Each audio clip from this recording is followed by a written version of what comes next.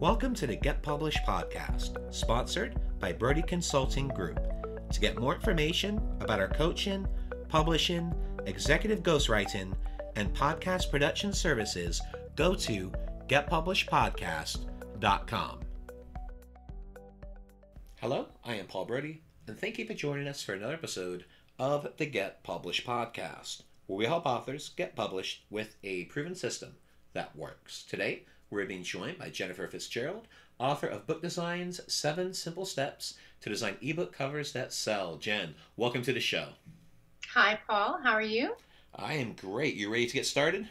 Absolutely. All right. Question number 1. What is the one piece of advice that you would give to a first-time author who is currently writing their book? That's a great question, Paul. First off, I think, there's obviously a lot of advice that you can offer to brand new authors. But what I have found is that you need to first and foremost do what I call stay in your lane. Many of my authors have come to me after a lot of frustration of trying to do everything on their own. And that's like asking me to do the brakes on my car. Right? I don't know how. I can read a book about it, of course, and understand the tools, but I certainly wouldn't feel safe in a car that I just did the brakes job on. I'm an expert on cover and interior book design, and I'm not an expert on editing, so I've always actually hired out editors to help ensure that the books that we publish were done correctly. And also, plus, like, if you're trying to learn as you go, like, say you want to eventually know how to do all that stuff, it's bound to take tons and tons of extra time, right? And in the publishing world, you need to get back to doing what you do best, which is writing, because, publishing isn't like $1 million overnight success, typically. You have to keep publishing more books. You can't just publish one generally and make $1 million. So you have to get back to doing whatever you do best and hire out or outsource the things that are not your forte. So that would be my biggest one is, do what you do best and let the others do the rest. Absolutely. Run it like a CEO. Well, what do you feel is the hardest part about getting published? Well, that's difficult. It kind of depends on which kind of publishing you talk about. Are we talking about self-publishing or getting a publisher? Do you want me to answer one of those or both, Paul? Well, I'll frame it this way. With your book, did you publish it yourself or did you go through a publisher? Well, I was a publisher, so that's a your little own. bit So let's talk about that experience. Okay. Well, so my company is a publishing company. So as far as, whether or not I know how to do publishing beyond just the cover and writing the book itself, yes, because I've been doing it for over a decade. With self-publishing, which I think is probably what maybe most of your audience is, I think the hardest part is the marketing. A lot of authors are writers, right? They're not really marketing people. And this kind of ties to that last question a little bit about staying in your skill sets. And I've read some amazing manuscripts, and I've seen and created absolutely beautifully designed books. Yet if the author doesn't already have an internet presence long before the book publishes, they're actually fighting an uphill battle. Like some of the overnight success stories that we've heard about in the news, right? Where someone publishes a book and it makes $1 million like 3 months after it published. It's a little bit less known a lot of times that those books, they were actually being marketed for months and months before the book actually published. There was all sorts of intrigue built up on social media, and lists were built and gathered so that the moment the book published, thousands upon thousands of people went to buy it because they already knew it was coming. So it's all that marketing ahead of time, and a lot of authors are kind of like, oh my gosh, I don't want to be on social media. I'm a writer. I don't do that. And I'm like, well, you have to, because that's really, really where it all is.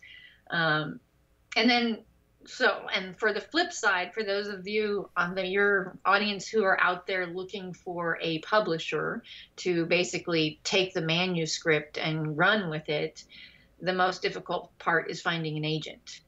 But again, that's partially in order to get an agent has to do with marketing as well. Getting an agent is really difficult. They only get paid if they can sell your book. So you have to be really good at promoting how good your book is to the agent and that it's going to be a viable selling product. And agents nowadays, right, here's where it gets really tricksy, right, is that they actually kind of require you now to have a social media presence. So here we are again, back to the social media and internet world.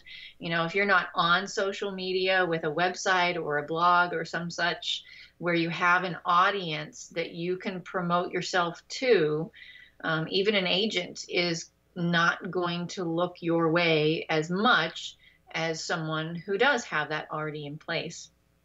So I think marketing is absolutely the number one thing when it comes to getting a book published, because it's not really about publishing, right, Paul? It's about selling. We want to sell our books.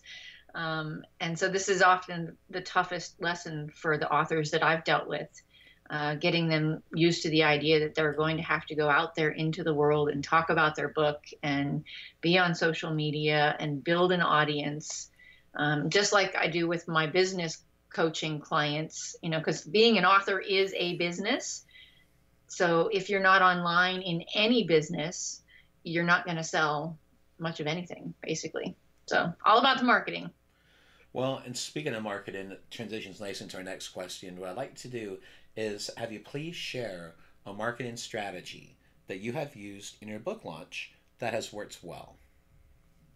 Okay. Well, there are a lot of marketing strategies, and I would never, ever, ever in a million world suggest to use just one or even two. One that was very useful that I used at the same time as multiple others, of course, is to partner up with someone else who already is doing well in your niche. You know, the genre that you're specifically writing in, that has a complementary book or product or something.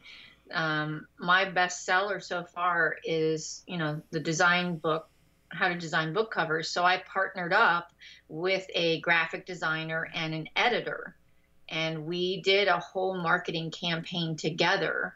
So we were literally tapping all three of our list of contacts plus all three of our social medias all at the same time. And each one of us built a much larger revenue stream because of that. A second tactic is to give away chapters on your book. Now, my book is only 8 chapters, including the bonuses, so I can't really give away too much. It is, you know, 130 pages, but they're pretty densely packed chapters. But what I did was I would take a chapter and I would blog about it for weeks, because it is densely packed information, and to parse that out into numerous, you know, 500 to 1,000 word blog articles is a really good way to gently get the information out there. And then, you know, oh, by the way, there's more. Click here to go see my book on Amazon, because Amazon is a very reputable seller, and they go, oh, you're on Amazon. Wow, we should go look at it. And then I obviously compete with Amazon if I can, because, you know, we only make a small percentage. So if they can buy it directly from me, I can avoid some of the costs that are incurred by selling on Amazon. Unfortunately, with my book, because it is about graphic design, the book is in full color, and publishing through Amazon's self-publishing platform in color is definitely not cost prohibitive. So I had to actually go a different route with that. So I physically have boxes of books, which is a whole different side of things. So, but that's off topic. So marketing wise, partnering up with other people and utilizing a blog to do what you do best, which is write, but give away little snippets of your book to build intrigue for the rest of it. Well, and I also think one of the best marketing tactics is having a great looking book cover. And clearly, you are an expert in this field. So I'd like to ask you, going slightly off topic, but I'd Hmm. like to ask you, what makes a great looking book cover? So when it comes to book covers, it unfortunately is not always what the author envisions their cover to be. What I try to educate my authors about is the cover is like the packaging, say, on a pack of pens at the store. It has a paper backing and it has a plastic cover on top. And when after you purchase those pack of pens, you take it home and you rip the plastic and the paper cardboard off and you throw it away. The same holds true for a book cover. Once a buyer has opened the book, my job is done, right? So my only job really is to get the buyer to open the book and make sure that the book cover relates to what's inside of it. I know one of the difficulties is that the author wants to create a vision of what the book is about, kind of as a whole. And a lot of times the author will give me an idea that you don't discover in the book until way later in the book. And they're like, well, yeah, they'll find out about it inside the book. And it's like, well, no, we have to build that intrigue on the front cover in order just to get them into the book. So I do a lot of research when an author comes to me. My process is might be a little bit longer than some of your everyday run-of-the-mill cover designers because I've had a lot of extensive marketing training specifically for book covers, as far as how to decide what fonts to use, how to decide what colors to use, and the actual words on the cover. There's a lot of research that goes into that. And if you're just picking a sentence out of your head or the fonts, oh, I like that font without doing any research on it, you could be detrimentally hurting the sales of your book because of that. So there's, in long, short answer, Paul, there are a lot of very complicated aspects to designing a book cover that really does attract people. I think to your question, one thing is that it has to be simple. Covers that are really complicated and difficult to see when they're at a thumbnail size image of less than 2 inches tall, you have to be able to see what's on them at that size.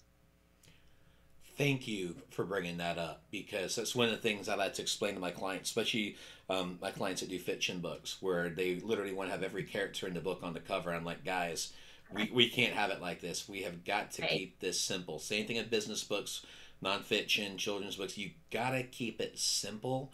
Where Mhm. if you have too much in there, you're going to confuse the buyer. A confused buyer means it's not. They're not going to be a buyer. It's got to be Right. simple. It has to be clear. It has to be specific. I call those ones with all the characters, I call those movie covers. You Yes. can't put the whole movie on the cover. Mm-hmm. Yeah, and I think that's one of the biggest things people need to realize is that, especially our listeners, it needs to be simple. It needs to be clear. Clear title, clear subtitle, imagery. What are some of your thoughts on colors? Because this is something I've gone back and forth with clients about using orange or reds or blues, greens. What are your thoughts in regards to colors to entice people to at least check out the book and to read that book description? Maybe that's going to help them buy the book. Hmm. Again, just like the fonts and such, the colors actually correspond pretty closely to the research that you do on Amazon or wherever you decide to sell your book. Mm-hmm. I didn't really mention it, but if you go look at number one selling books, and not just on Amazon in like tiny niche categories, but on a Yes. large scale, bestsellers like New York Times best-selling books, if you look at the way they design the books and the colors that they use in your niche, Mm-hmm. you're going to find a pattern. And I know a lot of people say, well, I don't want my book to look like everybody else's book. Yes, you do. If you go outside the boundaries of what the big sellers look like, you're going to look like an amateur. So tying your design closer to the top sellers is a huge thing that I learned in over time, about halfway through my career, that once we started really looking at the top sellers and, not copy exact, but just go with the same color schemes and use a similar font, the book sales started skyrocketing from there. And I am so glad you mentioned that strategy, because that's one of the things that I recommend to my coaching clients and to my Dumpy clients. I'm like, hey, go look at the best-selling books on Amazon. See those covers, because those are the type of covers that you want to have. And because it does sell. It's really simple. You just do category research on Amazon or Barnes & Noble or Google, however you want to look. But you can easily find the best-selling books and in that category. And then you're going to notice a lot of similarities between books 1 through 5 in particular. They're going to have a lot of similarities, and there's a reason for that. So that's one thing I always tell my clients is, like, model your book based on that, because that's really going to help you. Absolutely. So what are the do-nots in regards to a cover? What are the things that just make you shudder? I guess people, that's going to tie back to skill level. Unfortunately, an amateur book cover looks like an amateur book cover. And if you don't have design skills, especially if you're talking about putting your book in print, oh my gosh, print covers need to be super professional looking. They have to have the right quality to come out right. And you should look into who's printing your books too.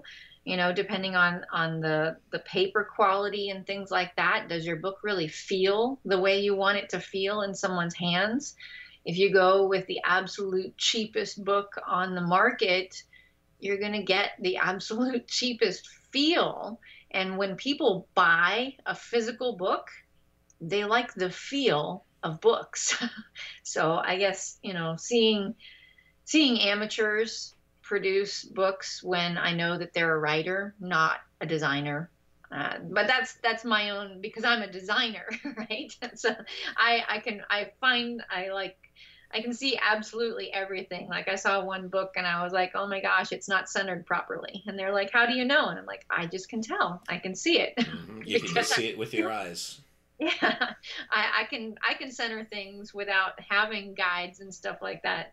So, and quality of pictures. Also, I've seen some covers where it's questionable as to whether or not the image that they're using has been purchased properly. And I that scares me for the author's sake, because if it's copyrighted and that person who owns the photo finds out, it's a $5,000 fine per piece that was produced. So every book you sell, which is, not, sometimes we go, oh, well, I just grabbed a picture off of Google. I'm like, please don't do that. Never, ever, ever do that. And often you can tell because the image quality isn't there and stuff. So for me, it's all, professionalism of design work, but that's because of my background. I know some authors look at covers and go, oh my gosh, it's not punctuated correctly, the grammar's wrong. And I'm like, well, that actually doesn't have to be so on the cover of books, because that's not the book cover's job. The interior has to be perfectly edited, because that will drive a reader nuts. But the exterior, the words are only there for the search engines to find it. Yeah, I always refer to the cover, the title, subtitles, the butts and seats. That's what gets you there, but your content is what keeps them there. And two best investments you can make is, one, having a professional book cover, but the other part is having a professionally edited book by someone who is very good at what they do. Don't do it yourself. Outsource it. Spend the money, because those two things right there, with the cover and the well-edited book and formatted, that is what will make your book look professional versus just self-published. Right. And one of the things I know we're not really talking about editing that much, but it is the biggest issue with self-published books today is the lack of publishing. But what I found is that a lot of people say, well, I did have it edited. And I'm like, okay, how many people looked at it? Because one editor, the first editor who looks at it, I typically call them just the story flow. They're going to look at, does the story work? And of course, they're going to catch grammar and things like that. But they're looking at the overall picture. Does the story make sense? And after a while, because they've read it a couple of times, they're going to start missing the errors. And so you actually need to hire a second editor who has not seen your story and say, okay, the story flow is good. I just need you to go through for grammar and punctuation. That's one of the things that I really utilized at my company is to make sure that we had more than one set of eyes when it came to the editing. It does increase the price a little bit, but I got to tell you, I've never really had a whole lot of complaints about editing with any of my books. Well, let's talk about your favorite book. So, what is your favorite book, and what was the number one thing that you learned from it? Wow, Paul. That's a hard question when you're talking to someone who reads books for a living, right? Oh yeah. I like you. I love science fiction and fantasy, although I haven't actually read one in over 3 years now. I do miss reading those genres, although I'm really into self-development and finance right now. So when it comes to the number one thing that I've learned, and it's a ton, I'm literally reading 2 to 4 books a month right now. So let's see, my favorite one. Okay, so I'm a voracious reader. I took speed reading classes a while back, so I actually read a lot faster than a lot of people. And I have a lot of friends who read a lot too. But one of the things that I've been tracking on recently is to not just read a book, but to see the knowledge within and then move, I don't want to just move on to the next book after I've read it. My goal is to read it, digest it, and then literally ask myself, and I often take notes and stuff on these kinds of books because they are self-improvement, ask myself, what were the things that I want to implement out of this book specifically, and then spend the next week or so actually taking action on what I learned. Because quite honestly, in my opinion, I don't know if you agree with me or not, Paul, but if you don't do that when it comes to self-improvement books, what was the point of reading it to begin with, right? Exactly. So to get to your actual question, though, favorite authors right now, anything written by Steve Siebold, Stephen Covey, John Maxwell, all exceptional things and vital to success in business, to learn it all, really. Right now, I'm really passionate about a book that they just republished the book and produced a documentary about it called The Power of Zero. Because I think if we can all read that and work together, we might actually be able to turn around the disaster our country has created for us financially and for our children. I guess my number one thing right now is that we all need to understand money better and get prepared for the financial crisis that our government has been kind of ignoring for the last couple of decades. So that's on a down note, right? Sorry. No, you're good. And then for a final question, what is your favorite quote and why? Let's see. Probably because I have a lot, of course, but my favorite is because I am a builder of big businesses myself. It's a quote by Roman Paine out of The Wanderess. It says, "Never did the world make a queen of a girl who hides in houses and dreams." I like it. Right? Excellent. Well, Jenn, I want to thank you for being our guest on the show. What is the best way for people to find you online? Absolutely. Thank you, Paul, as well. It was my honor to actually be on your show. You can find me at either spiderbookspublishing.com or deluxefinancialgroup.com. And of course, if you search my name, Jenn FitzGerald, and Deluxe, you'll find me on just about every social media site out there. And if you go on Amazon and just put in my name and book design, you'll find me and my publishing company, Spider Books Publishing. And check in with me on Facebook as well, like shortly, because I'm just about to launch a webinar on how to write a book in a weekend for business owners. So thank you again, Paul. Well, Jenn, thank you once again for being on the show, and I wish you all the best in your author journey ahead. You as well. Thanks again for joining us today. To learn more about how you can be featured in our brand new Get Published business book, go to getpublishedpodcast.com.